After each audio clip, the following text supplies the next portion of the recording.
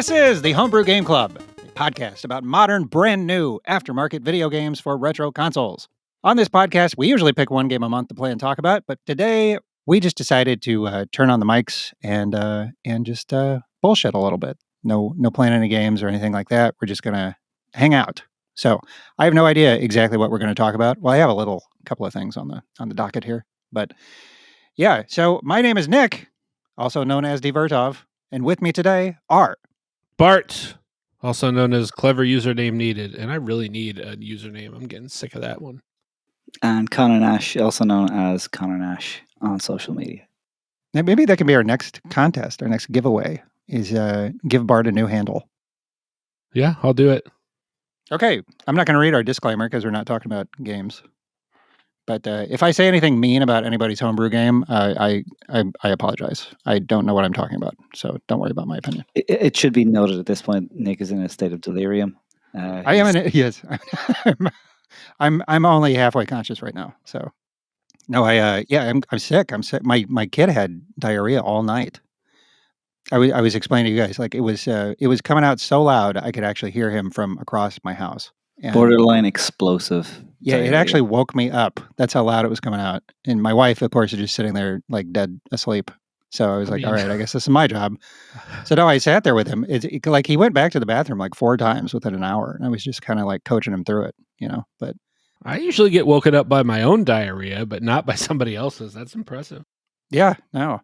But now I think I got what he got. So now I'm sitting here right now. I have the you're actually on the bathroom pot right now. You're just broadcasting. Yeah, that's where I've got my setup here where I'm actually sitting in my bathroom. So it's you've dampened the acoustics very well. I've dampened the acoustics. I don't have beware. The echo going, so yeah. But if at times this podcast might sound like shit. So we're going to be lightly edited. So I don't know. I may leave the grunts in, but we'll. Oh! Oh my God. Okay. Guys, we got so we are going to talk about a couple things today. We have a Discord channel that is called Ask the Podcast, and it was a fun little thing to do for a little while where we would just let anybody submit whatever kind of questions they might want to hear us answer when we record. And I think we got some good content out of that. But the downside to it, the reason we haven't gone back to it in a while, I don't think there'd been a question in there in about 6 months. The reason we kind of stopped doing it on the podcast is when we record, we sit here for 2 or 3 hours, and that section of the podcast was usually kind of at the back end. It was at the tail after we'd been sitting here for about 3 hours already, and we were tired, and that's just the excuse that we have. We didn't have anything left in the tank, and every episode we kept bumping it to the next episode, and it got to the point where I just stopped putting it on the schedule. So, wasn't that like the thing? Was it Jimmy Kimmel had or something where it's like Matt Damon's going to be on the show tonight, and like he never showed up. They didn't have time to get to him. Yep. Yes. Right. But so these questions are the Matt Damon of this podcast. Well, we had some good ones that we hadn't answered, and so I wanted to go back and maybe. Oh yeah, no, I think that it bears repeating. Like it's not like we weren't interested in these questions. It literally was just the fuel in the tank problem. Yeah. Well, and so last year, what we did, so I think we put this out in January where we talked about all the games that we had played throughout the year. And I had not considered doing that this year because I have not hardly played any games besides the ones that we played for this podcast. And the games that I have played fall into one of two categories. They're either shoot 'em ups, which I seem to be addicted to right now. And that's cool, but they are not particularly interesting, I think, to talk about, except for people who are really into shoot 'em ups. Or if you're going to be listening to our next episode about shoot 'em ups. Well, yeah, we do have it. Yeah. Well, okay. So this might come out after that episode, but yeah, as we are recording, this is in early December, and we have a cool tournament going on. I think it's fun. I think it's cool too. But yeah, we got some folks participating where we are doing 3 shoot 'em ups. But by the time you hear this, that episode will probably already be out. But I'm having a real good time with this stuff. Mm-hmm. I should probably start playing them. Dude, they are really good. They are pretty good. They are good, and they are short, but they are 2 of them especially are pretty tough. Omega Blast is like let's hold on to those. Okay, yeah. I don't want to spoil it, but yeah. But no, the other reason I don't have any games to talk about is because one of the games I played this year with was Breath of the Wild, and it Oh was yeah, all that'll I take you a while. it was all I fucking played for like 6 months. So I had texted Bart. I'm like, let's jump on and do an episode about Breath of the Wild because I have all these opinions about it, and I was just going to call the episode Nick played Breath of the Wild and he wants to talk about it. It reminds me a little bit of Netflix, because Netflix, when they were like really like peak and they were the only streaming service in town, they did analysis on people's behaviors and whatever, and they realized that they didn't actually have any competition. Nobody was actually competing with Netflix because they couldn't stream, well enough or whatever. Right. So the only competition that they had was actually people going to sleep. That was the equation. It was like it's Right. Netflix versus sleep.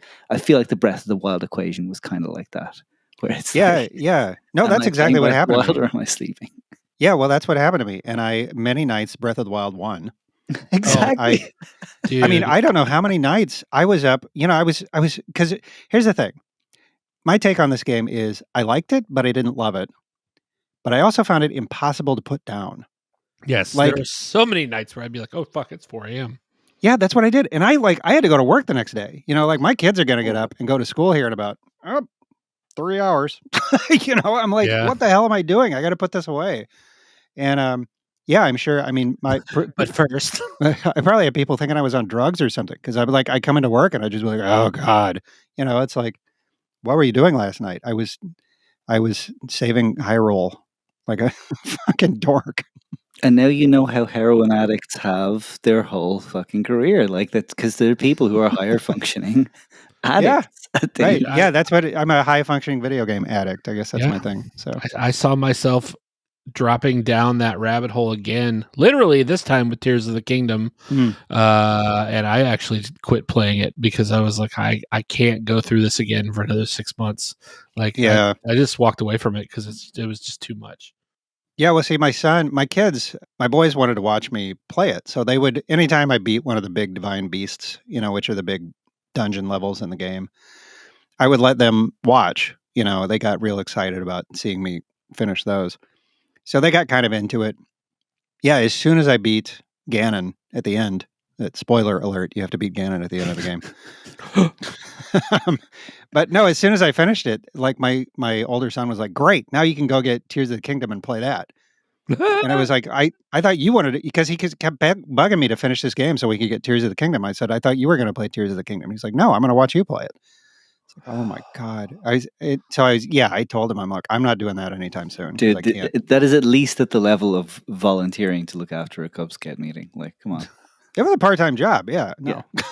Yeah. No. So I put, I've talked before, like I don't have a ton of time to play video games. Apparently I have more time than I thought. All I have to do is just not sleep. There you go. But That's the but no, I hack. put over the 6 months that I played this game, according to my Switch, I put 130 hours into it, That's- which is that's wild when solid, you think man. about it. But the Switch, you can do that because you just take it with you, right? Well, that's You the take it thing. with I was you. just going to say, and this will probably come up later in this particular episode, but I just got myself an analog pocket. And Yeah. That is real nice. I'm really happy with it. But that's the whole point, right? Now it's on the go and you can just like be on the bus or whatever and be playing it. And yeah, it works. Yeah. Yeah, no, so I did like the game. I don't know, I had not played through an entire Zelda game since the what is it? Ocarina of Time. Oh, wow. Yeah, because I did not. I got so tired of the story, like, and the same characters over and over. And there's just something about the Zelda world that I'm just not into. Like the I kind of was into it. Because I did Twilight Princess and I did Skyward Sword, and they are sometimes regarded as like not as cool, right? But Yeah. like Twilight Princess in particular, I think really like quote unquote underrated gem. I Really, loved really it. good. Yeah, really, really good. Never Yeah, played see, Skyward now I Sword. tried. I picked them up and I would play a little bit of them, but I'm just like I just can't do the freaking Link and Zelda and Ganon thing again. It's just I think it's Nathan Tolbert said this on Discord. He's like, I don't care about story in Zelda games. So he's just kind of ignores it. I mean, and you can see when he made a Zelda game, it barely had a story, right? But Mhm. but no, I like this one for once. I actually liked the story. I liked the lore because, like, for the first 10 hours I was playing the game, I was just like, it just seemed kind of dumb to me. It's like it seemed like my thing about Zelda is this Breath of the Wild. You go in there and it's got this open world feeling. You can the game wears its influences on its sleeve. Oh, You know, it's completely. very influenced by Skyrim. I would say Shadow of the Colossus. Absolutely. Huge dude, influence there. So much. Like, I mean, you cannot look at that game having played Shadow of the Colossus and not think of that game immediately. Absolutely. Yeah. With the divine beasts and everything. But just the look of it, you know. But, you know, the thing about Shadow of the Colossus is it's desolate, it's empty, and you get this entire feeling the entire time that you're there that you're not supposed to be there. Yeah, You know? it's a very unique feeling. Like you're a hero in a world that doesn't want you. Whereas in Breath of the Wild, it felt like just the opposite. Like it felt like you know, it's an open world, but it also feels very contained, and it feels like it's contained in a way it's just for you, the player character. Like, and that's in this story. You know, there's like every 10,000 years, this guy comes along and the princess, and they defeat the evil beast, and that is like the whole dance and yeah, and then it happens again. But that is the whole purpose of this world. That is what it exists for. And you know, you just say there like, why are there temples everywhere that have been sitting here for you know closed for 10,000 years until this one guy comes along and to get his trinket, and that's it. That's the entire purpose of this fucking temple. Like that's just insane. But if you think of it as like, you know, this self-contained world as per the lore, like that's the whole reason this world exists.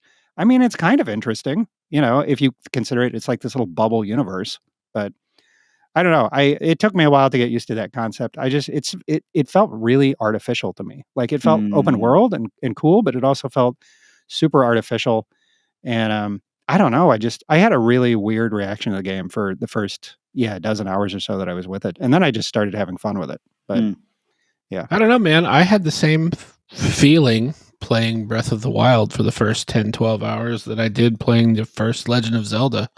Oh, really? That feeling of anything's possible, crazy open exploration, no signposts whatsoever. You know, it's just like you can go wherever you want, but there's an obvious route that you probably should go. You know, no, but I think that's an interesting point. That it's like it doesn't feel constrained, but it does feel like made almost in this like narcissistic way just for the player. Yeah. Like it's really made just for you, which is not a bad thing per se. I don't have a problem with that at all. Right. But at the same time, it's like when you look at its influences like Shadow of the Colossus, that is pretty much the opposite of what the point of that game is. Yes, exactly. Right. So it's like the open world idea arguably is the idea that the world is not for you, right? You're exploring a world. And even I can't believe I'm going to do this. You can say Super Mario Brothers 2? Even a game like Lizard, where you're trying to, you know, explore a world that's not really made with your own machinations and desires in mind, that is possibly about, you know, I'm not even going to finish that point, whatever. You can finish that point. Oh. No, but I know what you're saying. No, Lizard definitely does not want you there. You definitely get that vibe. There we go. Yeah. No, I think that's absolutely it. You know, it's but I didn't like that how artificial it felt that way. And I don't know. I got to where I got into it, you know, like when you get strong enough that you can just climb over anything, you know, you just be like, okay, that mountain, what's on the other side of it? I'm just going to like make a straight frickin' line for the mountain and go over the top of it, you know, like that's a very cool feeling when you're that, you know, powerful that you can do that. But, yeah, I don't know, especially just in the beginning, because I mean, remember my favorite game of all time, Fallout, you know, New Vegas, Fallout 3, these kind of games, you know, I like that kind of open world game, but I mean, you play a game like New Vegas and it's full of these characters who you get this sense that even when you're not there talking to them, like they have lives that continue. Mm-hmm. You know, it's kind of a realistic sort of gritty feel to that world.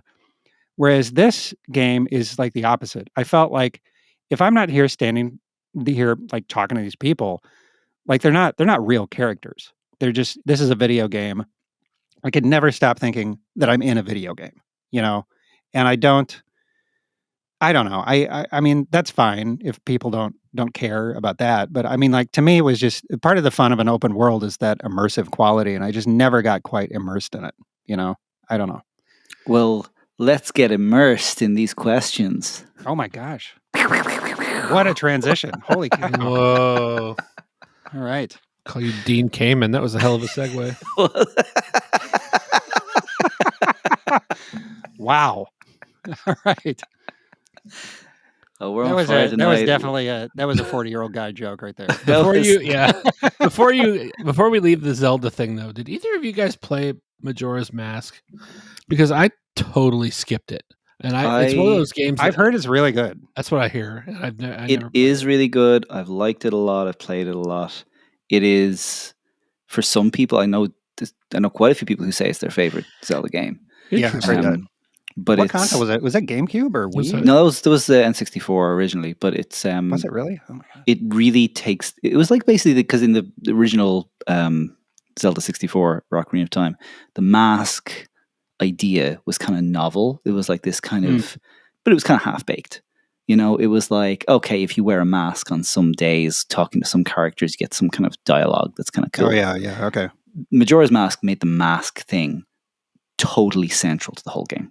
The whole game was based on the mask dynamic. There's like 30 masks you can get. And there's like masks that are like hidden. Like you would read about things online. Like you can get this mask that makes you like something to do with like one of the relationships between a husband and wife in the game, and you can pretend to be one of the. It's a really weird thing. It feels like it's like made up, but it's actually in the game. It's really cool. The music stuff I really loved because now you could play the bongos as the Goron, and you played like this electric guitar as a Zora. Like it's really out there. Huh. It has a lot going for it. I would say that's definitely top 3 Zelda games, big time. I played through one on Nintendo DS, and it was the Zelda game I spent the most time with in the last like freaking 20 years. Yeah, I guess that's true. 20 years. God damn. Was Old. we're old. It was the Phantom Hourglass on Nintendo DS, and that is considered like a very minor Zelda game. It is. It had that like weird chibi art where they have like big heads and it, you know. But yeah, I liked it pretty well. But it has this awful mechanic where you have to go back to the final dungeon, and you keep going back there. You have to go back every time you go back. You get a little bit further into the dungeon, but then you have to come back out. And yeah, after like the freaking 5th time I had to go back to that dungeon, I was just like, I'm not doing this again. This is stupid. So yeah, I got like 90% of the way through the game and put it down because I just like, this is dumb. Sometimes the game just doesn't work. Yeah, I mean, that was a really dumb mechanic. I'd rather find out at 15% than 90% though. Yeah, I don't know. I just couldn't convince myself to go back. But Yeah. Did you watch the Fallout trailer I sent you? I did. Yeah, for the TV show. I haven't the one watched it yet. Prime Video. Yeah. I don't know about that. I don't know how they're going to make it into a decent 10-episode story arc. I don't know. Yeah. I don't know. It had this like Fallout is such a weird tone. Yeah. You know, it's such a weird mix of like gritty and apocalyptic and also like slapstick humor, you know? Yeah, weird absurdity, yeah. Yeah, absurd humor, I guess I should say. And I think it looked in the trailer like that they're trying to hit that, and boy, that is a narrow target. I don't know. Hard note to hit there. Yeah. Yeah, but I did see Walton Goggins, and he's good at that, so that might, I don't know. We'll see. Oh yeah. Okay. All right. We gotta get back on track here. So okay, we had this wonderful transition of these questions, and then we dropped it. All right. Yeah. So we had a bunch of questions from our Discord channel, Ask the Podcast, and we never answered any of the questions. So well, we did. We answered a few, but I think if maybe the last time we answered one of these was, didn't we talk about video game food or something like that? It was yeah, I said the pretzel from Pac-Man. Yeah, the pretzel from Pac-Man. I don't remember which episode that was, but it was several ago. So, All right, I'm just going to go. Let me see. I'm just going to pull some at random from this list I got here. Okay, this first one. This is the farthest back I found. Rafternaut had some silly questions, and this one kind of puzzled me. What is your desert island laundry detergent? Now, I think there are a couple ways to look at this question. Like, is he saying what is like your all-time favorite laundry detergent, or is this like if you were actually trapped on a desert island, what laundry detergent would you want to have with you? So it's like bubbling up inside of me. There's clearly only one correct answer to this question. Like it's not even a question. It's like Motherfucking Tide Pods, right? tide. It's you're on an island. It's there's waves. It's the fucking Got it. All tide. right, that makes sense. That makes sense. I'm gonna say none because if I'm on a desert island, I'm not wearing clothes. Right, that's the practical answer, right? Yeah, Like if you well, actually right. Well, think yeah, these like tests why be would you what would true, you do? How would you wash clothes on it? Why would you Yeah. need to wash your clothes on a desert island? I would be What? more concerned about other things Do like you have a dishwasher getting or roasted. a washing machine? No. Yeah, so I would say my desert island laundry detergent would be like maybe like I'm thinking whatever comes in like the largest and most durable packaging, like a big jug that maybe I could use to carry water or something. So, assuming Yeah. I have fresh And the water first thing supply. I would do is just pour out the laundry detergent in the sand, fucking rinse it out, and then use it as a water jug. Yeah. Yeah. No, I thought you were saying Tide Pods. Like at least you can, you may not have food or water, but at least you can like get high on the Tide Pods. Oh, just yeah. suck them down. Weren't the kids doing that? I don't know. I don't know Yeah. what the kids do. All the kids, Right. they're mad The for the kids eating the Tide Pods Pods. now. All right. Next question. Um, Dale Coop asks, what would be a good length of a homebrew game? Does size matter? Well, Dude, guys, that depends.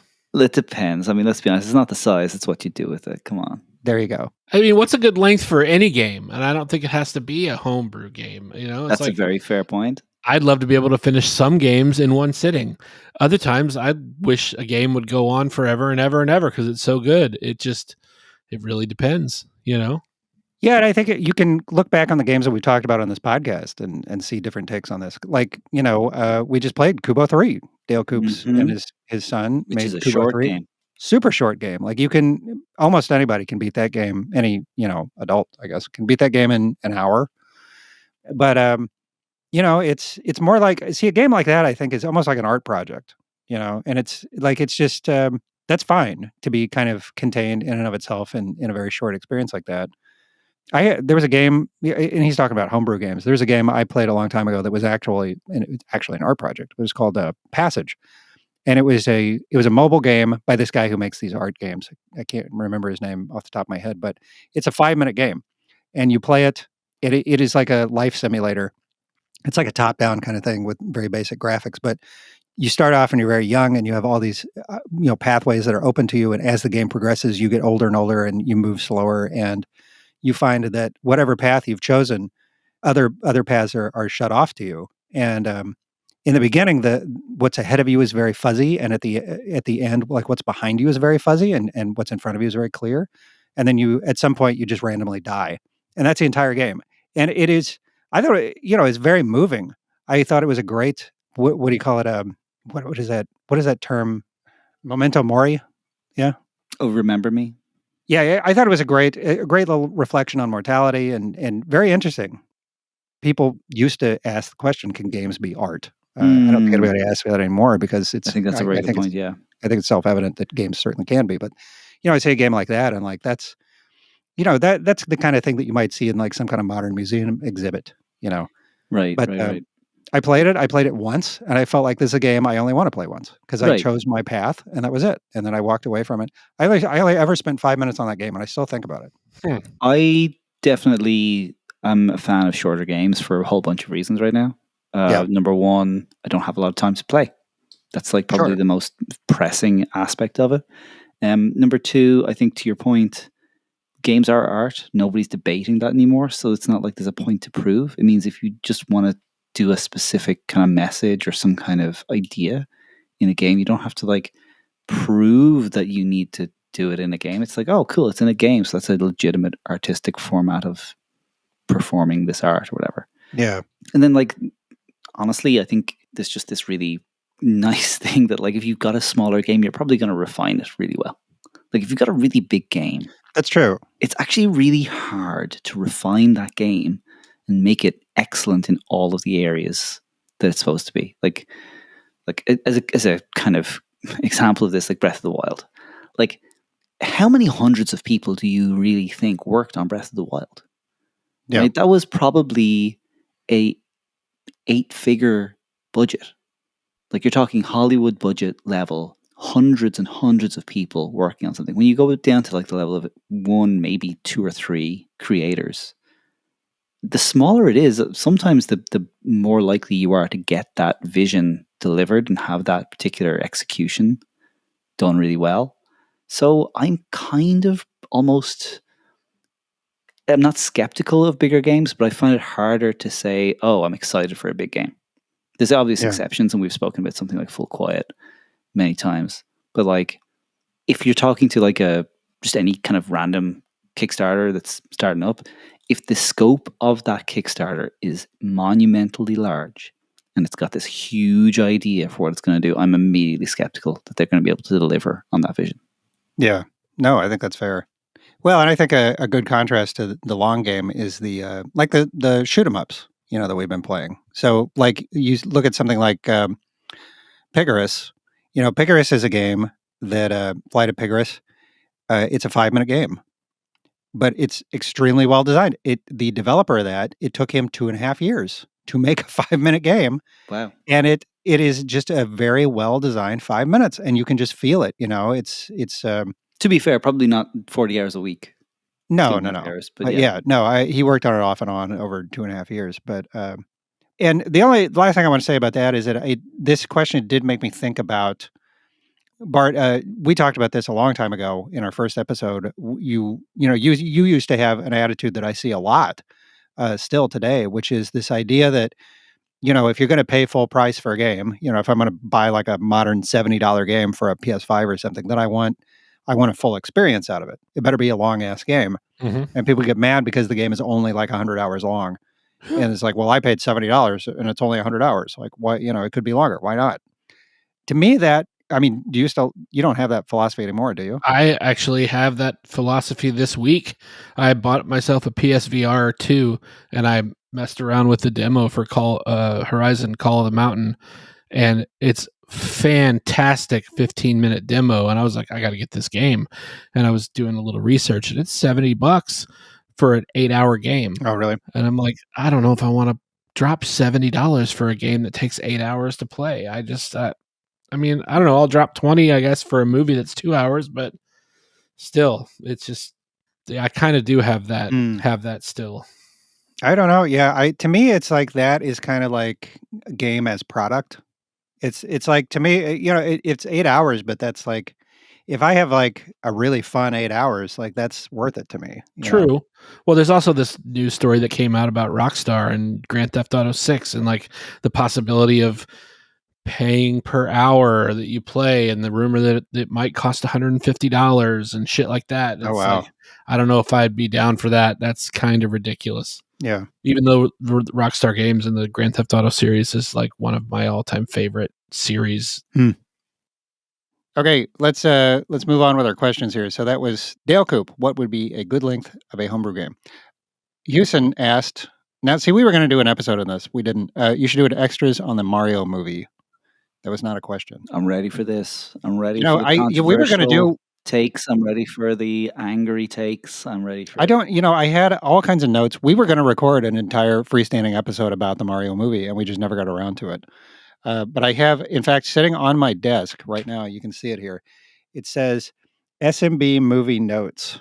Huh. I have this. A whole book? One of these, well, no, it was, but it's one of these little, I have all these dumb freaking notebooks sitting around. Yeah. This was, it's one of these Moleskine, these notebooks that people would buy and then never use. And I have one of these. I probably bought this like 20 years ago. No, and I wrote down like quite a bit of notes from this movie. And I don't remember any of them. Yeah, it has now been too long since I've seen it. It's been too long. Yeah, my mojo is gone. I will say the one thing that I really liked about that movie is that it made canon the fact that Mario and Luigi are Italian Americans from Brooklyn. So suck it, Japan. They're ours now. Okay. Yeah, that's right. Well, I've got plenty of takes because I actually wrote down my takes when I saw the movie because I thought, well, first of all, I knew you were not going to like it, so I felt like I liked it fine. I thought it was kind of. I thought the plot was kind of bland. It was just like, yeah, whatever.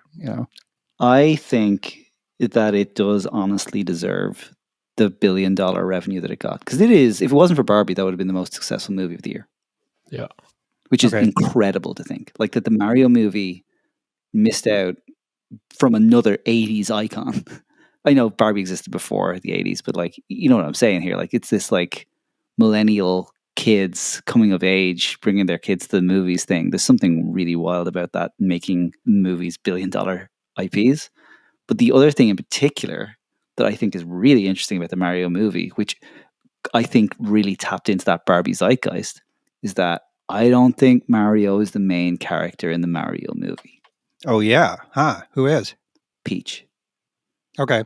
Peach is the main character in the Mario movie. She's the one who has the character development. She's the one who has the motivation. She's the one who has all of the plot points are just oriented and orbiting her. She's the one who actually moves the plot forward by doing things. Mario just sits there and like is told to do shit like jump on all these fucking blocks. Like he has no agency, no control over the plot.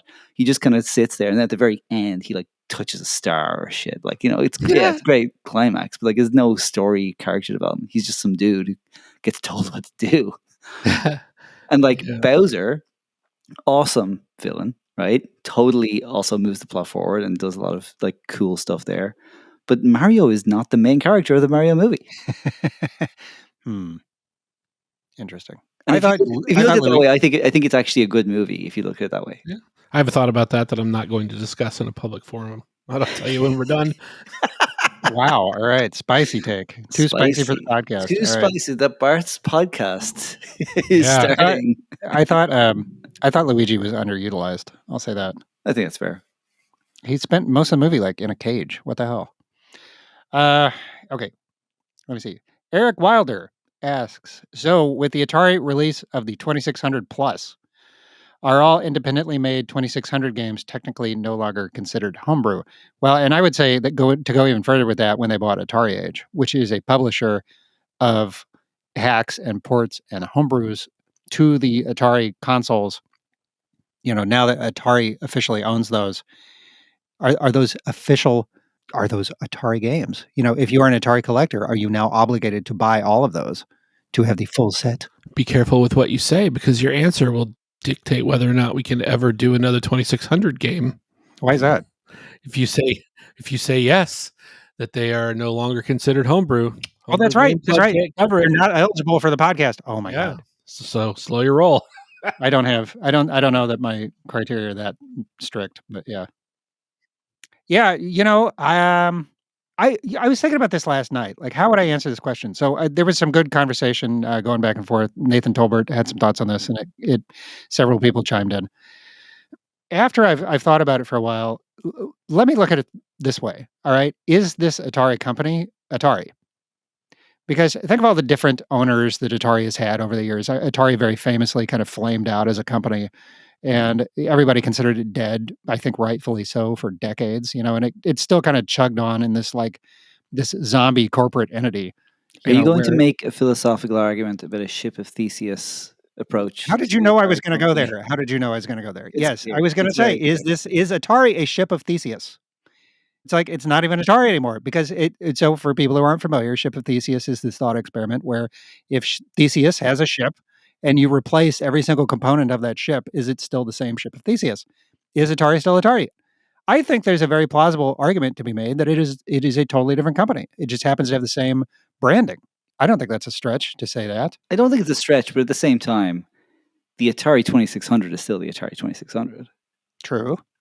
That's, I think, the challenge here. I think we can all accept a Ship of Theseus argument about the company and the IP and whatever, but like if you bought an Atari 2600 and you have it, that hasn't Theseused itself away, you know? That's still the fucking 2600 you bought. Well, but I'm just talking about like, could you consider these now like licensed games? Do you play them on a 2600?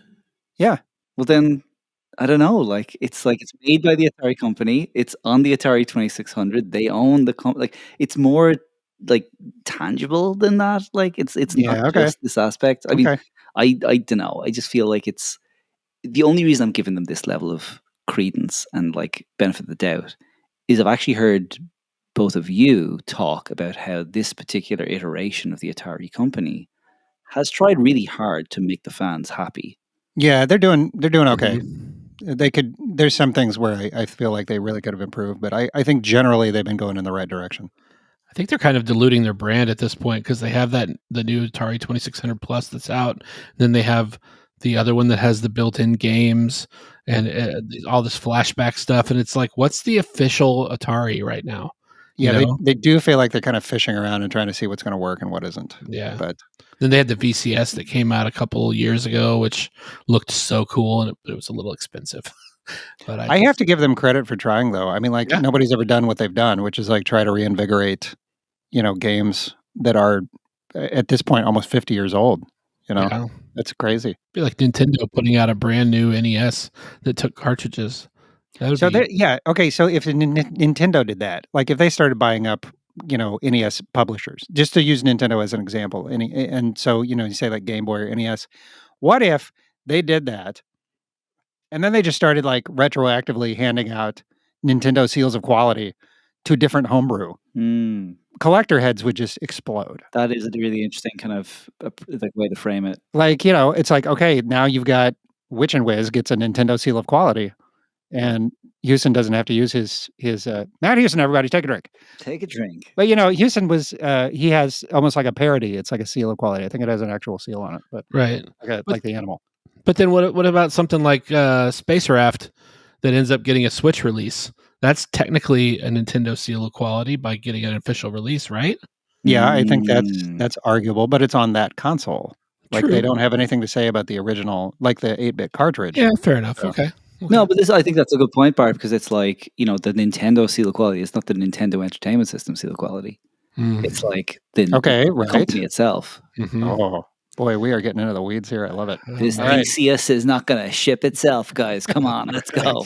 We're going to do this all night if we have to. That's so crazy. I never heard ship of Theseus in my life, but my grandpa put it to me whenever I was a kid is, all right, let's say George Washington chopped down the cherry tree and I have his axe, but sometime in the 1800s, the handle got rotten. So somebody put a new handle on it. Mm-hmm. And then in 1953, I left it out in the rain and the head got all rusted. So I took the head off and put a new head on it. Is it still George Washington's hatchet that he used to chop down the cherry tree? No.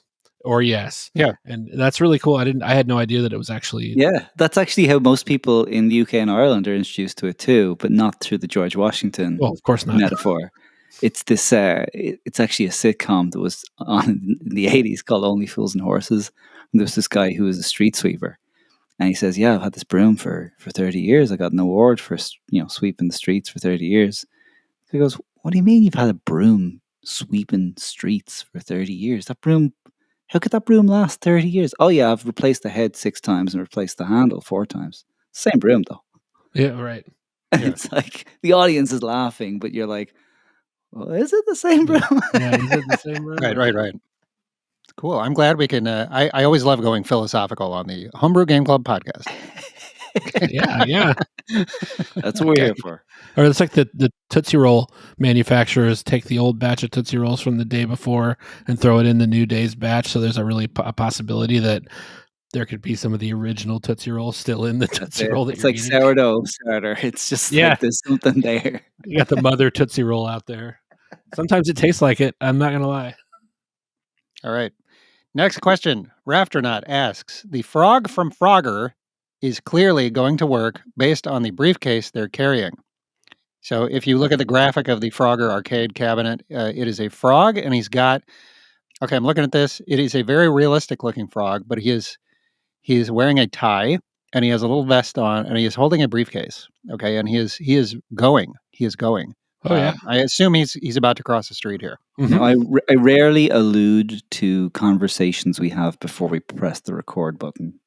But Bart and I was going to jump right into it. Okay. I know. So I want to just like disarm this like tension here. Yeah. Let me ask the actual question. What type of job do you think the Frogger frog is commuting to? Okay. Where is he going? Bart, before you jump in. I will. I've got my own personal answer, and then I've got another answer. Oh. I think you've got another answer too.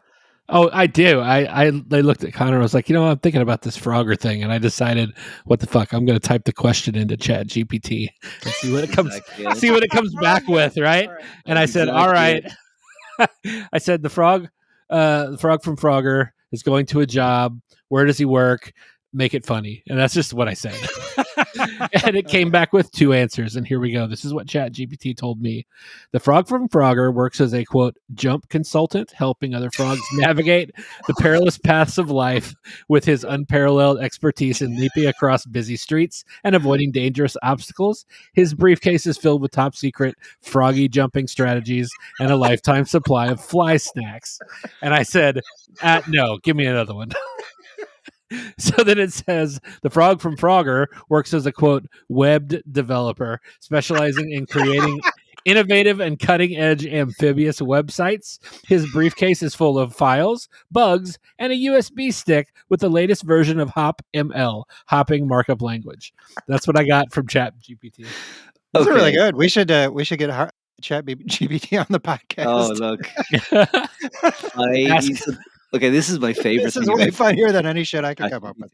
My favorite thing about ChatGPT is that it's not about ChatGPT. It's about what you put into ChatGPT, right? Yeah. First of all, yes, that's an amazing fucking answer. And may I say, I prefer the hopping consultant. I think that's actually the superior answer. Oh yeah. So I'm gonna tell you. I love this question. Me too. My like personal take is I look at the Frogger picture and I think he's a teacher. I can't tell you why, but I think he's a teacher who's going to a job because he's got this like briefcase that like feels like it's got kids' homework in it or something, and he's like late and he's got a real sense of urgency about him. Yeah, he's got this urgency that's really weird. But I asked ChatGPT, and what I've done, my ChatGPT that I've like configured is like, please give me the most curt and like just straight up answer because I'm fed up with this whole like, as an AI language model, I can't possibly like fucking just give me the answer. So I said, frog from Frogger is clearly going to work based on the briefcase they're carrying. What type of job do you think the Frogger frog is going to? Accountant. That's it. Okay. So I said, elaborate. And it said, well, the Frogger frog, known for its precise and calculated movements to avoid obstacles, suits the role of an accountant. This job requires meticulous attention to detail, the ability to navigate complex environments, like financial systems, in parentheses, oh my God, a methodical, strategic approach mirroring the frog's gameplay tactics. The briefcase symbolizes the responsibility and professionalism inherent in the accounting profession. And so I thought this was ridiculous. Okay. So I said, please describe the internal monologue of Frogger going to work as an accountant, as written by Aaron Sorkin for a movie with Frogger as the main character. This should be an introductory monologue in the style of Fight Club. And I gave it a few attempts, but may I please give you my dramatic reading of Please. Oh man. Oh my God. Here we go. Oh, can you do this in your American accent? Let me see if I can clear my throat here. Every morning it's the same reflection. I'm Frogger's stale predictability, trapped in a cycle of jump, land, repeat. I'm his 9 to 5 routine, a life measured in spreadsheets and coffee breaks. To the world, I'm Frogger's sensible shoes, treading a well-worn path from lily pad to cubicle. But inside, I'm Frogger's smoldering ambition, a wildfire, a swamp of complacency. I'm his silent scream against the humdrum, a symphony of what-ifs and if-onlys, playing on loop. I'm the dream he tucked away, a forgotten melody of the cacophony of survival. In the ledger of life, I'm Frogger's unbalanced equation, his yearning for more than just debits and credits. So watch me as I go through the motions, but know this. Inside Frogger's buttoned-up exterior beats the heart of a rebel, ready to jump into the unknown. Because I'm not just Frogger's cautious step. I'm his boundless leap.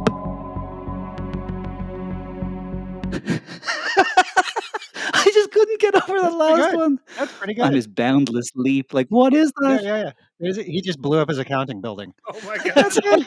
That's literally it. I was just like, that is amazing that ChatGPT gave me a movie script for the Frogger accounting Fight Club movie. Wow. Ridiculous. So I love these questions. This is why I'm so sad we don't get to these questions at the end of the episode. But like, when we want to give these questions the authority and attention that they are due. Wow. Next question. Rafternaut has another one. Rafternaut did half of these. He's got He's entitled to ask us questions. Yes. Question for the podcast. What are the characteristics of a good instruction manual? What are some examples of things you like or dislike? Man, I really wish I would have put more research into this. But I've got a list. I got a list. you got a list? Okay, Oh, let's yeah. hear them. Number 1, lore. Okay. I like lore in the manual. I don't like lore in the first intro of the game. If you're trying to start a game, I want to start playing the fucking game. Mm-hmm.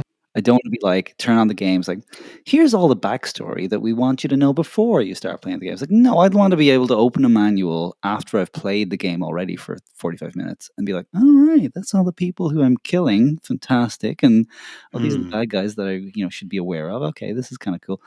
The lore is only interesting to me after I've started playing the game. Don't stick the lore down my throat before I start playing the game. I agree with that, and I also think the lore should be shortened to the point. I don't need 17 pages of lore. Yeah. Well, so my answer to this question again would be like, it depends. Like it depends on the type of game. Like if I'm playing a shoot 'em up, I don't really care about the story. All shoot 'em ups have stories, and they're all dumb. I've never seen a shoot 'em up with a compelling story. Never. Maybe, but I've nothing I can think of off the top of my head. No, I agree with that. I think like everything we're about to say is going to be couched by like certain games have exceptional things. I mean, like like a shoot 'em up with a story. It really adds cohesion to the universe, and the art direction or whatever. But it's like it doesn't make any fucking sense. Sure, on the characters. But yeah, but then you look at something like a much more fleshed out game, maybe like an RPG or something like that. You're gonna want more in a manual like that. So I don't know. Just it depends. There's some games that I remember I played. It's a game called like maybe Stone Keep or something like that. But it was some game I got. It was a big, these old big box PC games that you would get used to come. Like I got one that came with an actual book. It was like a 100-page novel, like a novella that came with the game. I don't know. I never read it. It's just like I read like half of it, and I was just like, I don't know. I didn't want to read a book right now. I wanted to play a video game. Yeah, no, there was some. Yeah, it's a really good one. Dude. There was a couple of those like adventure games for PC that were like really intense. The one that I remember the most was Police Quest, which was almost like semi-notorious because the guy who made it was an ex-police officer, and so like there'd be moments in the game where you're like going to let's say you arrested a drunk driver, so you got to bring them to the station and book them. So that you get to the the dispatch office, whatever it is, or the admittance office, and they're like, okay, what are you booking this guy under? And you had to type in the code of like the specific, and so you had to open the manual and literally had every police code. Yeah, but a lot of old computer games used to do this for copy protection. Oh yeah, I know exactly what you're saying. It was kind of like copy protection built in, but it was like there was a number of moments in the game where you had to be like, okay, let's open the being a police officer manual and literally study to see what I'm supposed to do in this exact situation. And that was fun for like 5 fucking minutes. And then the game was just like, it was just too much because you were like, yeah, to your point, I just want to play the game. I think the final answer on this is really it should just be it depends on what the game is, because a game like, let's say, Life Force, it should be press A to do this, press B to do this, start works, fly over these to get power ups, go. In a game like Legend of Zelda, like here's all the enemies, these are the regions you can go to, here's the map, here's some lore. Okay, so here's so the map. I think that's a special maps case. are okay. So let's say maps. I like maps. Yes. Connor, what were you gonna say? Because if you're playing a game like Legend of Zelda, you kind of really want a map, and even a game as simple as Kubo 3, I found the map pretty helpful. Oh yeah. So, well, I think about a game like The Machine, where it's got it's not exactly a map, but it's more like a diagram of the machine, and you can see the different levels. Right. I thought that was great. I kept coming back to that and just kind of examining it, especially as I got further into the game, and I could see all the detail that was put into that illustration. I mean, so I would say stuff I like. First of all, my first thought about this question is not every game needs a good manual. Right. Some games just don't need it. But the ones that are good, the ones that I like, I would say they all seem to have like great artwork. Yeah. If it's a game that can use it, I love maps. I love to look at maps, even if it's just a really abstract map or something like that. It's just to give me an idea. There was an old map that it wasn't in the manual. Konami used to have shitty manuals for its games. Sometimes just like really, really tiny. but the Castlevania 2, Dracula's Curse, and it was not a map in the game, but it was a map in Nintendo Power magazine, and it was on one of their posters. They would always have a poster of some game, and then on the back there would be like some information about maybe that game or some different game. But they had a wonderful map in Nintendo Power for Castlevania 2. And to this day, that still sticks out of my head. And I would refer back to that map when I was playing the game, and it really fleshed out the game for me. No, I actually think on a similar level, Super Metroid, because you've said before, Nick, how you never really got into Super Metroid. I did not. But the manual for that was like almost like a Nintendo Power issue by itself. That had a whole glossy map-centric manual around this like world that you arrive on. It's because it was huge and you needed that. Yeah, exactly. So like I totally agree with you. Like if depending on the type of game, obviously, caveat, but the map aspect can make the manual a really integral part of the game. Yeah. So that I have like another opinion myself, but I have a question for both of you, which is like, what about stuff in manuals that are kind of secrets? Like things that like give you an advantage in the game that that's you wouldn't know about if you had not read the manual. Is that fair? Is that cool? I think it's 100% fair because it's the instruction manual. This is how you play the game. Now, on the flip side of that, like say back to The Legend of Zelda, there was a map in there, but it had a sticker sealing it, and it was like, don't break the seal only unless it's necessary. So like that, for example, that's cool. That's really cool because it's like it gives you a chance. The game gets a fair shot before you get the map, and even when you did open it, it was only like 2/3 of it. There was still other stuff that was grayed out. That's what I think. If it's in the instruction manual, it's fair game. Just like now, granted, the last episode we did about Kubo 3, like Dale Coop had said in the Discord about this, the map should only be used in dire circumstances or whatever for Kubo 3, but then don't put it in the instruction manual. Because I've said multiple times on this podcast that like anytime I got a new NES game, first thing I did is read the instruction manual cover to cover. And if it's not in the manual, then that's something to be discovered. But if it is in the manual, I think that's a tool to be used to help you along, which is why I found the gun so fast in Kubo 3. Right. Well, and I mean the map, I think he just meant, if you get stuck. But sure. It's vague enough. I think the map is vague enough. I just thought like the stars in that game were indicating where the health potions were. So I didn't I never did figure out that you could get the gun on one of those screens. But I mean, my kids really liked the map in that game. And another one is Anguna when we had that game and they looked at the map. Others, I don't know. Some other stuff I like in manuals. I don't know. Yeah, art maps, things like that. Yeah, art's a good call because it's just like you're going to see things that are maybe more detailed. Let's be honest, we're talking about homebrew games that are on like 8-bit or 16-bit systems. The artwork's going to be more detailed than what you see on screen, so it can help kind of flesh that out. Yeah, that's an interesting point that you had there about like secrets that you put in the manual. I would say usually when I find those, it's because I played the game and I didn't know about them, and so I get pissed when I'm realizing I could have just read the damn manual. Last thing I'll add on that is like there's also like for me the peak aspect of like what is the most amazing thing to put in a manual and the thing that like really makes the game better or like adds to the game. And I think I can only think of one example of this, and that's Metal Gear Solid, where the game actively refers to the back of the box of the game saying, look at the back of the box to know the radio frequency to dial in to get the right thing that you need. It's more copyright protection. It's kind of copyright protection, but it's like so cool that it breaks the fourth wall in that way because the character directly references the game box in the game.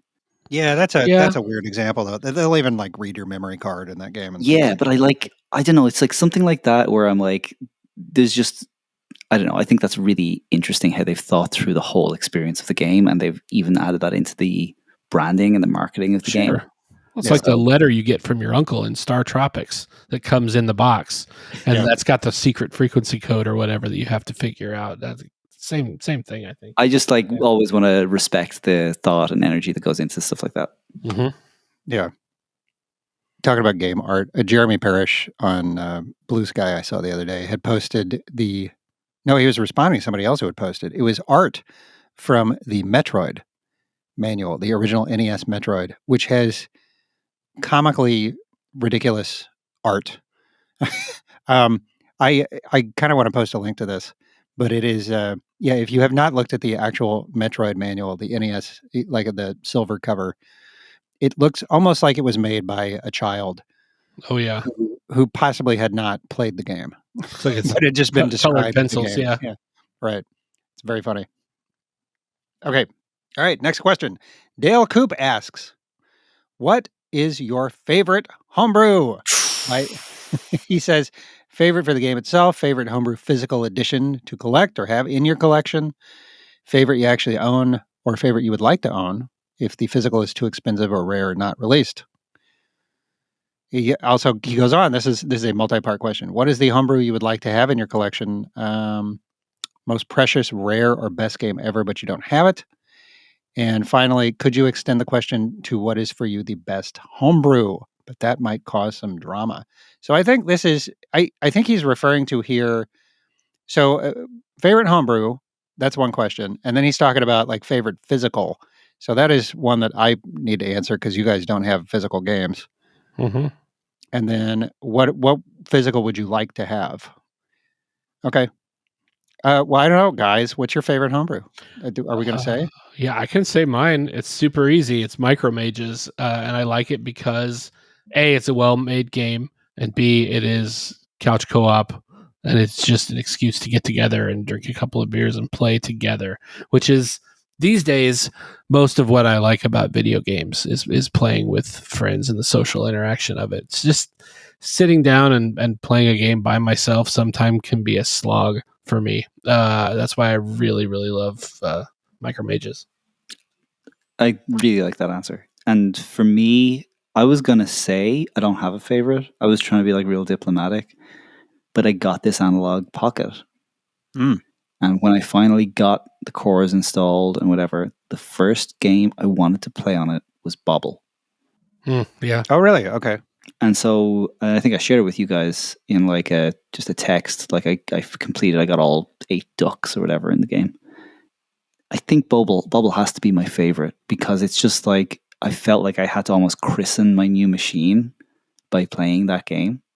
So yeah, weirdly I feel like that's probably my favorite, if only just by default because I just like go to it and I play that. So like I just really enjoy playing that game. The feeling of playing that game just feels really good. Dude, I love the idea of christening a new piece of tech because when I got my projector in my basement and I'm like, what's the first movie I'm going to watch on the projector? It's going to be great. I'm like sitting in my brain going, oh, it's going to be this highbrow thing. Let's watch The Assassination of Jesse James by the coward Robert Ford, which is one of my favorite movies of all time. No, both times I got a projector, it was Smokey and the Bandit. There you go, dude. It's that. You know? I think that's it. It's like, I mean, So like, is that really my favorite movie? Right? Maybe it is. I think it's the same thing. It's like I wouldn't. If somebody asked me, is Bubble the best homebrew ever? I would not say yes. But I don't it's think like I can say yes to any game being the best. right. But it's Yeah. like I just feel. I don't know. It just feels like home in so many ways. Like it's such a nicely put together game. And it's short. You know, we were talking earlier about like games that are long or short. It's a really short game. Yeah. And it's almost like an art piece in that it's this kind of like Zen physics engine on the NES. But yeah, I just really enjoy playing it. It just literally feels good to play. Yeah. I don't know. This is a tough one for me because I've played so much damn homebrew at this point. And when we started the podcast, I said Lizard is my favorite homebrew. So Lizard for the NES. And I always put it up there with Twin Dragons. Oh, yeah. Twin Dragons was the first NES homebrew game. It was the first homebrew game on any console that I ever played that really made me think, holy crap, these games are good. Like this is as good as like a licensed era NES game. You know, this would have been top tier. And it really opened my eyes to the whole community. And I'm like, I really got to dive in and check these games out. So I would say Twin Dragons is definitely up there at the top of the list. Lizard, of course, I still have very affectionate feelings towards.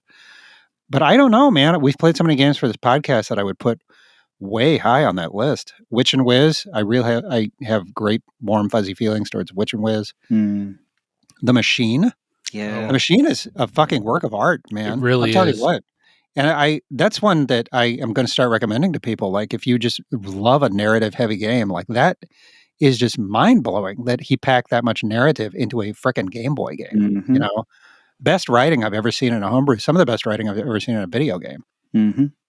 I'll jump on that bandwagon. I think Dedius was just so much fun for me. That made me realize that Game Boy was like on the map too. That's also a game that I'm glad we didn't really get a map for. Okay, yeah, yeah. I mean, some games you don't want to have a map because that's part of the fun. Mhm.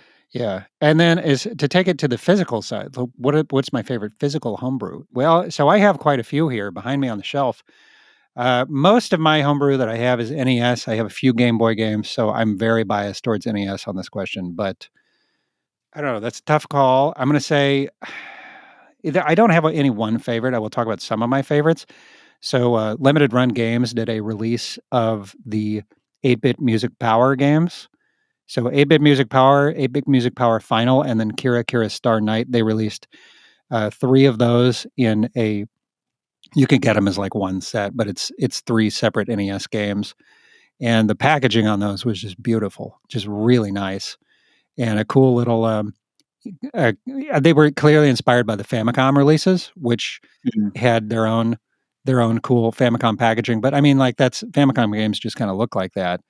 Whereas, with the NES, to take those Famicom aesthetics and see it like in NES cartridges is just a really neat thing. And, if you think about collecting games is really about having shelf candy, like they actually do look like candy. They're like candy. Right. So they have that. It's like literal like shelf candy is what it looks like. But yeah, so I really like having those.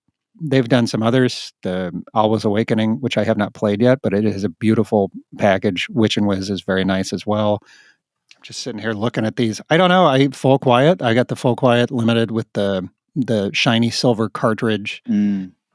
Some of these I really like. I've got the Astro Ninja Man on Famicom. I've got over object on Famicom. Yeah. So I mean, I don't know. That's a really tough question for me because there's a lot of really good ones out there. But yeah, I would say when I think about really nice packaging on a physical game, I would say those 8-bit Music Power cards through Limited Run really kind of stand out to me. But let me see. Favorite you would like to own? Well, probably something expensive. I don't know. Starkeeper would be nice. Something's going to appreciate in value. Somebody's got to appreciate about it. Yeah, Starkeeper was a game that has. It has a funny backstory. So for that guy came onto like Nintendo Age and said, "I'm going to release this game." Some guy in China, but he's going to like release 50 carts on, up for auction or something like that. I can't remember how he did it, but there were all kinds of problems with it. And yeah, it had some really weird custom mapper, and so you couldn't dump the ROM. So the only way to play this game, which a lot of people said was really good, was to get one of the cartridges, which immediately went up to like $1,000 each. Right. So I remember you talking about this before. yeah, and so this people would post photos on Nintendo Age or Video Game Sage, and they'll have like their copy of Starkeeper, and it has like a beer sitting on it or something. But, but it's like it's $1,000 Nintendo game. But then the guy just recently put Starkeeper on Steam, and you can buy it now for like $3, and you can play the game. And I got to say, like, it's okay. It's all right. It's not bad. After all this buildup of like The mystique is better. It's like- It's definitely worth $3. It's okay. It's all right. That's so funny. It is not. It's not that deep. It's a little bit like reminds me of a little of like a black box game, like where like a balloon fight or something like that. That kind of mechanic. If I'm remembering correctly, I didn't play it for that long, but it was okay. Yeah, it was all right. It's not a $800 game, $1,000 game, but yeah. Well, if I had a physical of that would be nice because I could sell it for $800. Well, then yeah, I don't know. There's other stuff like that. There's a lot of those collector editions that guys made for their games that come out. That now, like Kevin Hanley was talking about his version of Frogger when he did a Frogger port. He put out it was like in a little box. It was called Pink Lady Frogger, and for a while it was on eBay for like $1,000. That would be fun stuff to have. But what would I like to have that I don't have? I tell you what I would like to have that I don't have right now is the Dungeons and Doom Knights Collector's Edition. Mm. That has the shiny gold cartridge, and it has like gold foil print on the package, and that just looks really super nice. Yeah. But I have not pulled the trigger and bought it. It is $100. I think that's the one for me too, and I'll never pull the trigger on it. Yeah, I like that game a whole lot, but Me too. $100 buys a lot of digital ROMs. So Yes. yeah, I don't know, maybe. Oh, and the only thing I'll add to that, like, what do I want to have? Because now I actually have an analog pocket, so I can actually play Game Boy cartridges. Yeah, that's right. You can play. Yeah, okay. So the only one that I've seen that I kind of like is, I mean, for me, it would be the actual cartridge, and if the cartridge looked cool. And there is this one called Windows 93 Adventure, which is so stupid, but it has this like cool, I don't know, just like weird Memphis aesthetic. Like it's like pink cartridge, the Game Boy cartridge. I just think that's really cool.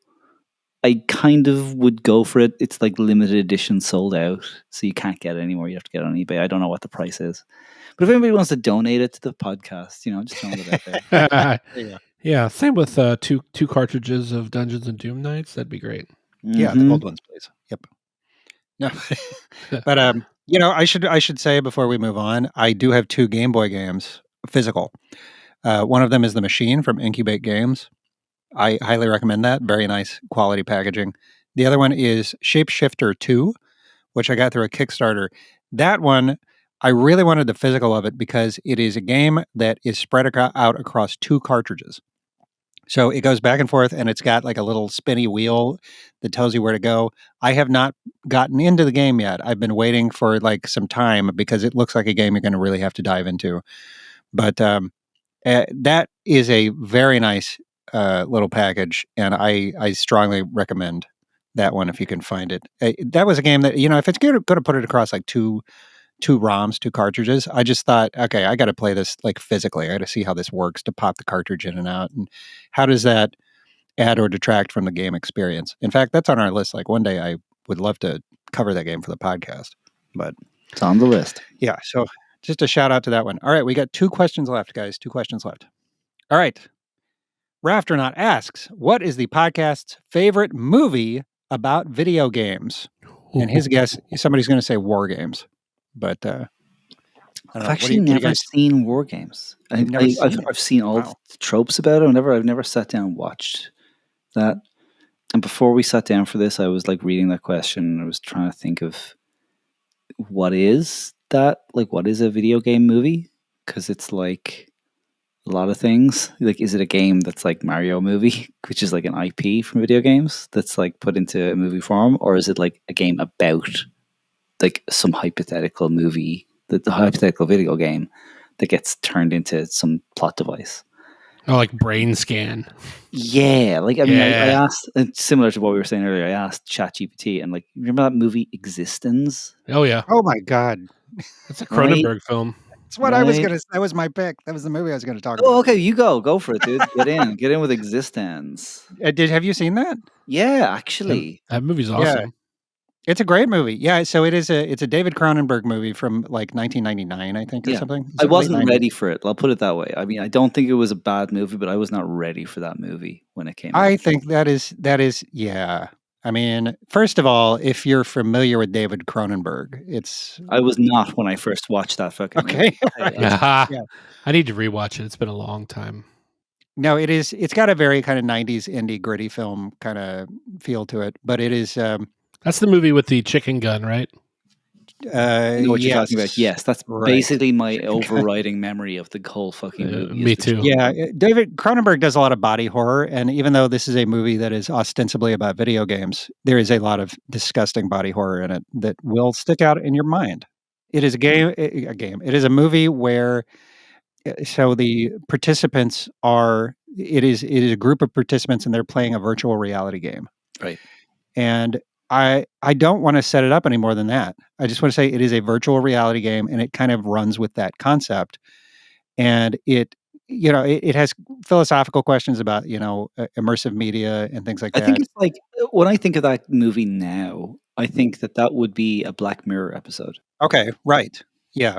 Like that's kind of the vibe that I get from it now when I think back, because I haven't watched it since I watched it in early 2000s. Yeah, I think now you've got a lot more media that has a similar kind of vibe to this, but back in the 90s, when I watched this movie for the first time, my mind was blown. I thought it Right. was very impressive. Yes. And it definitely has a kind of, and again, I don't want to give it away, but it has this kind of Inception sort of thing going on where by the end of the movie, you're really questioning what the hell is going on.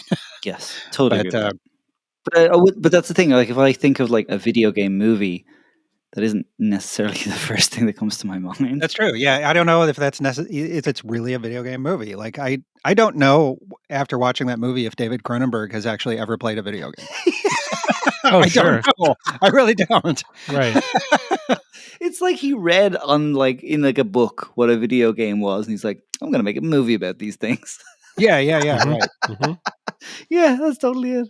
No, I completely agree. No, I was just gonna say mine's very similar to that. I already said it, but there's the first thing that popped into my head was The Wizard, the Fred Savage movie that Oh, sure. Right. because it was just a 2 hour long ad for Super Mario Brothers 3, basically. But Yeah, but when I was like 10, that was the best thing I'd ever seen in my life. oh yeah, it was great. But honestly, the one for me is Brain Scan. If you haven't seen Brain Scan, I don't want to. I don't want to set it up. I don't want to say anything about it. I think you just need to find the movie Brain Scan, starring Edward Furlong, who played John Connor in Terminator 2, and watch it without knowing anything about it. I haven't seen it in 20 years, but the memory I have of that movie, which still sticks with me to this day, is it's one of those movies that I was blown away by the ending. And who knows, somebody that watches it today, a little more savvy film goer, because we've had a lot of movies that are kind of Mhm. like this, you might see the ending coming a mile away. But Right.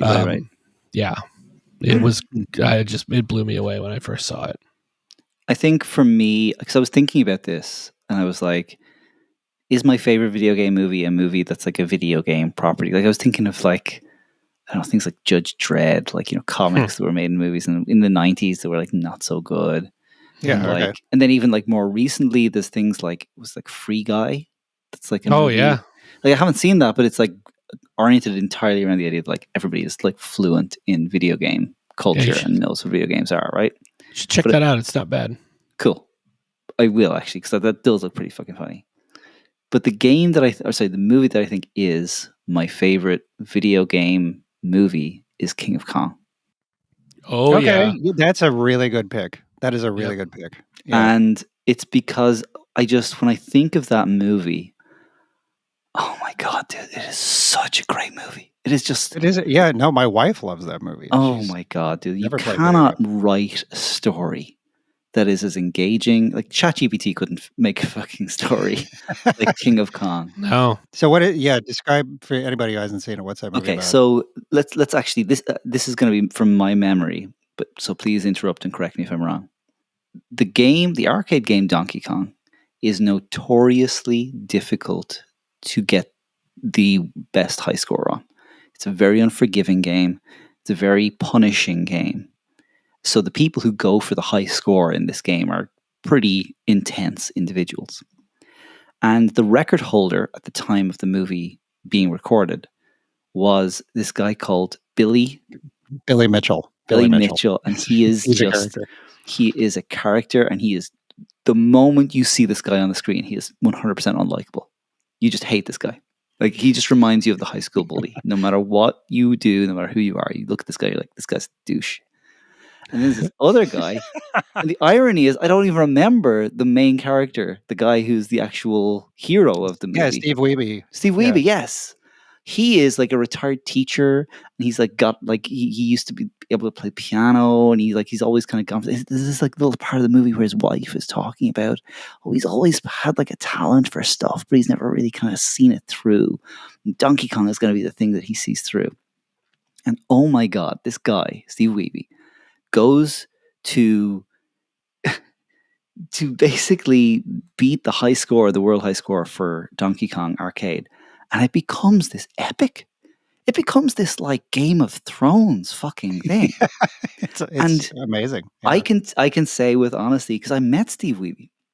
Oh, did you really? Yeah, because Oh, he was wow. because at the time that this movie got big, I was working in gaming, and he was hired to play Donkey Kong at GDC. Oh wow, At the okay. Game Developers Conference in San Francisco. He would just sit there and he just like playing Donkey Kong. And people were like, "Oh my god, it's this dude!" And so he was there, just literally getting paid to play Donkey Kong in front of people. It was wild, like it's just so weird. But that movie, oh my god, it's like I still remember the trailer for it. Even it's like in the Hall of the Mountain King. That and like it just builds and it builds and it builds. And that's the whole movie. It just builds. It's just so crazy. I love that movie.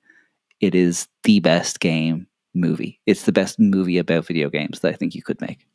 That's a pretty good. I like that. I like that. Yeah, I'd recommend that to people way before I'd recommend Existence.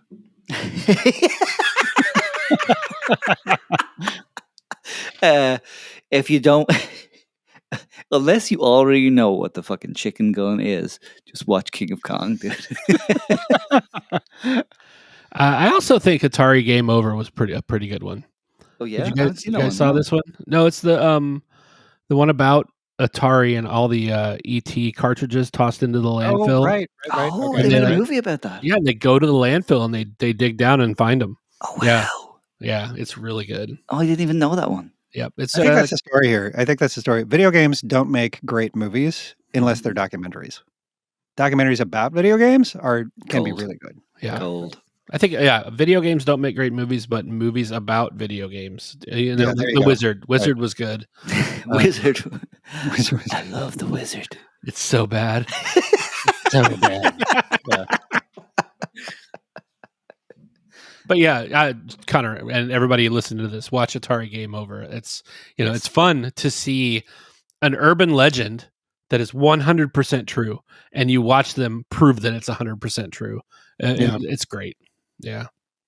The Wizard was excellent at its job, which was to market game stuff to children. I know I was obsessed with getting a Power Glove after I watched that movie. Me too. And I bugged my parents to get me one. And you know what? The movie was correct. It was so bad. Yeah. It really was. It was really bad. And not in the 80s sense of the term bad. No, it was Not in the Michael literally- it was Jackson terrible. It was- sense. No. Yeah. It did look cool as hell though, man. When I was a kid, yeah. that stupid douche that played Rad Racer with the Power Glove, he was the coolest kid in the world to me. I wanted to be him so bad, and I wanted the Power Glove so bad.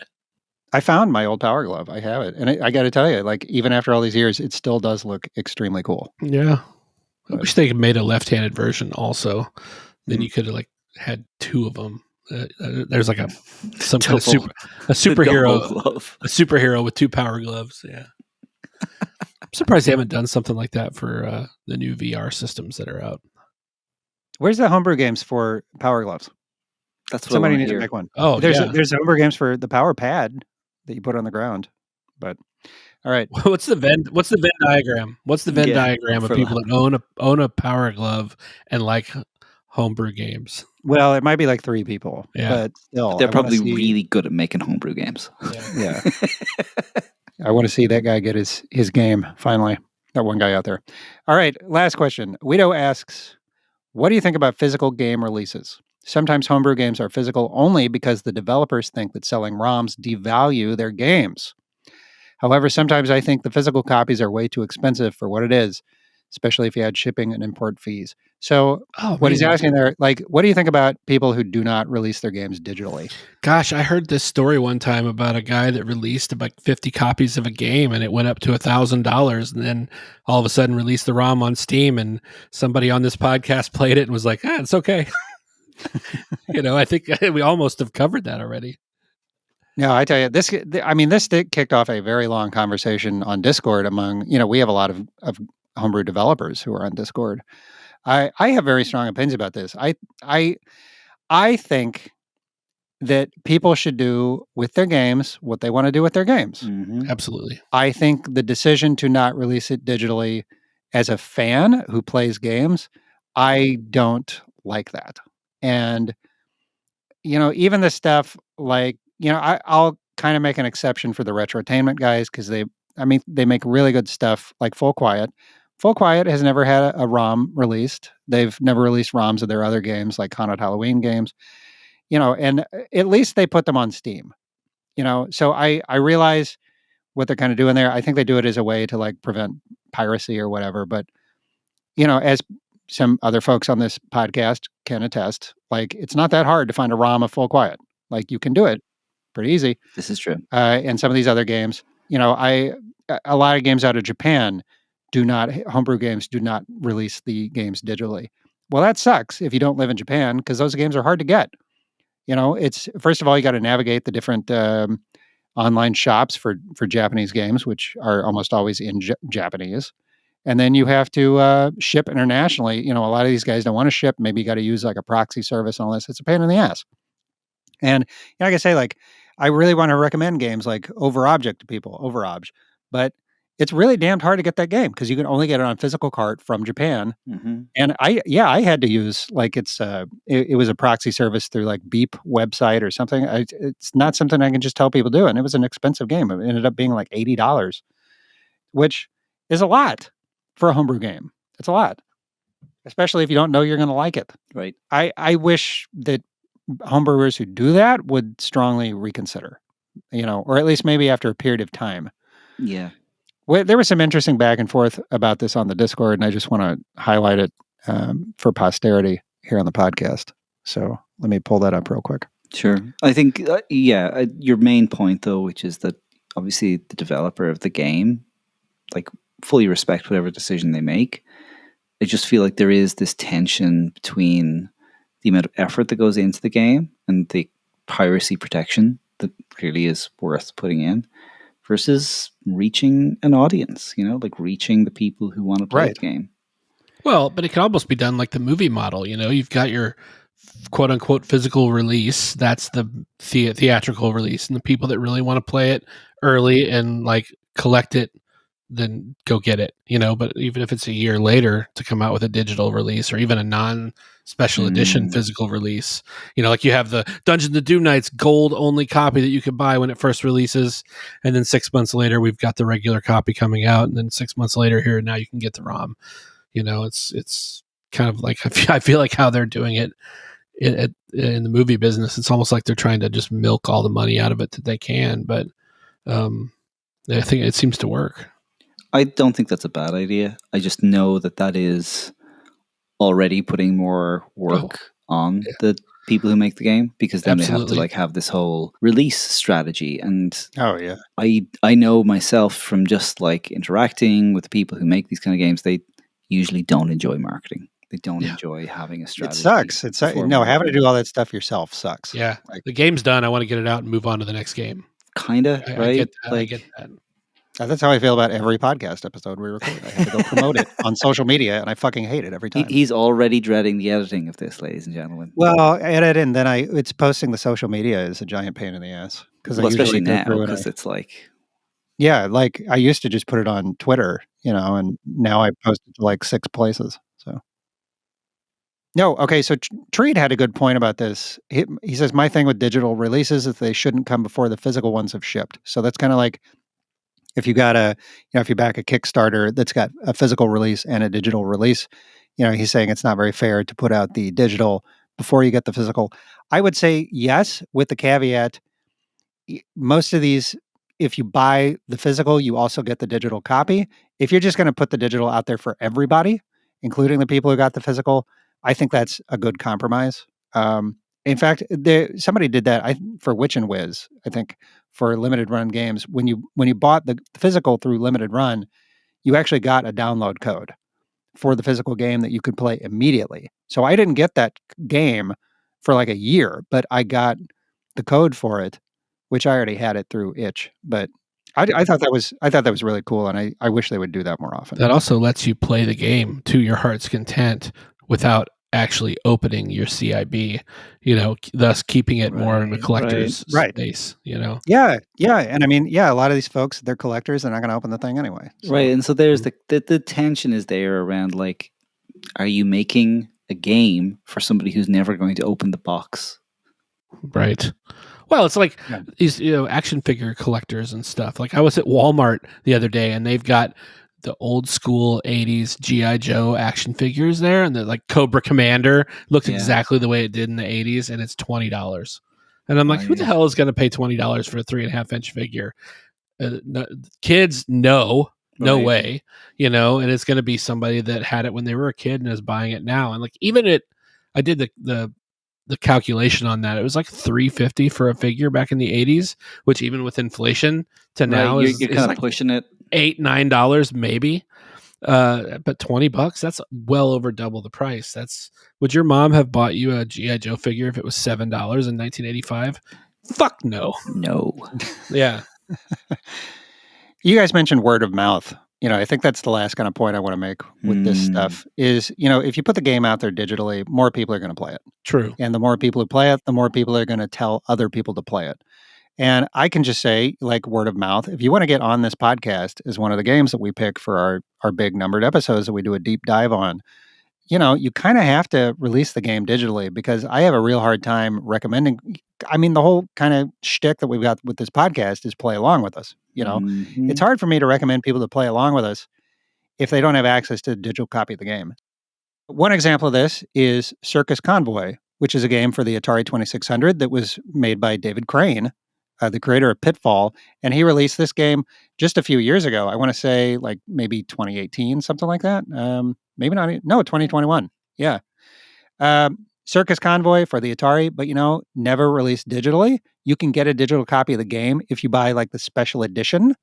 So if you pay like $100, Okay. you can get a digital copy and it's numbered. I suppose that's technically in the, according to what we're saying, which is making a digital copy available, but it's a big commitment for us to say to people who are listening, pay $100 for this.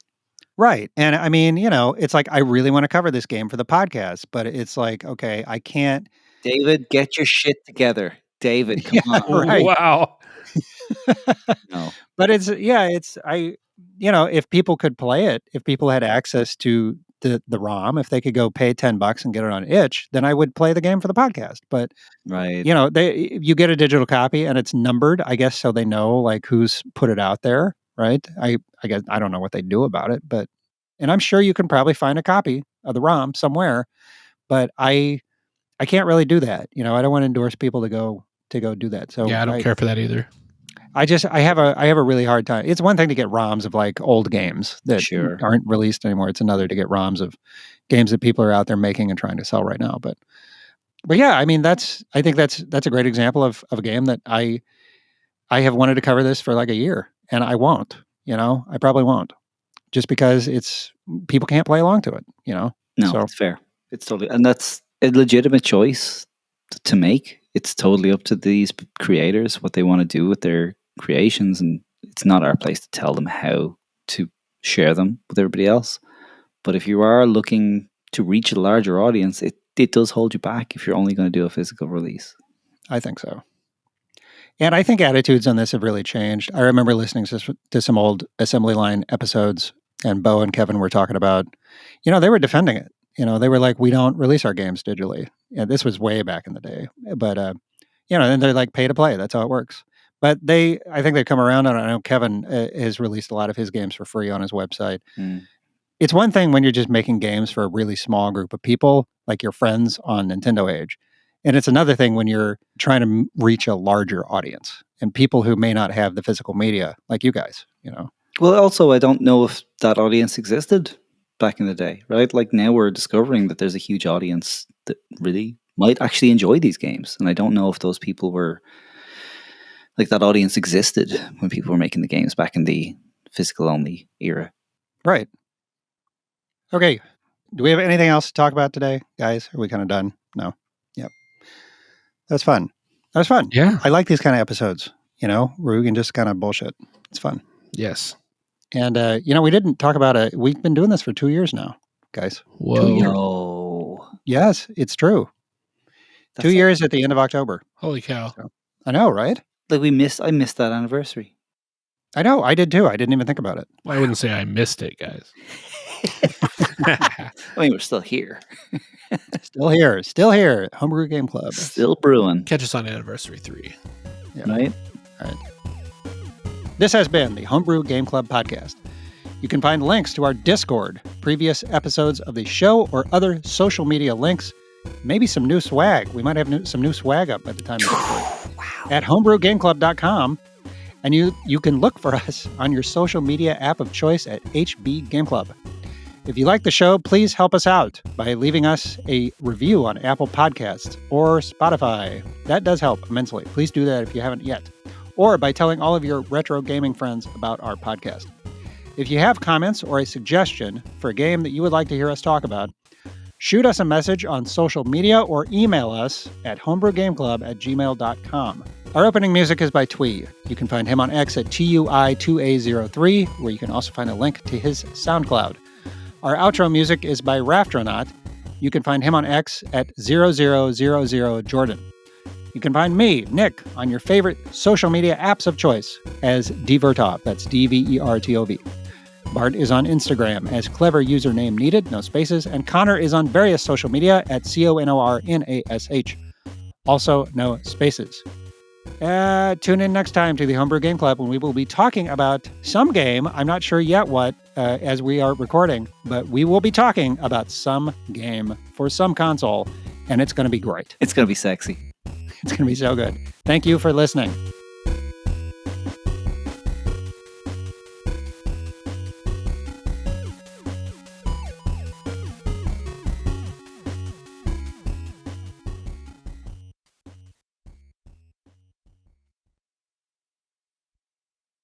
Yeah.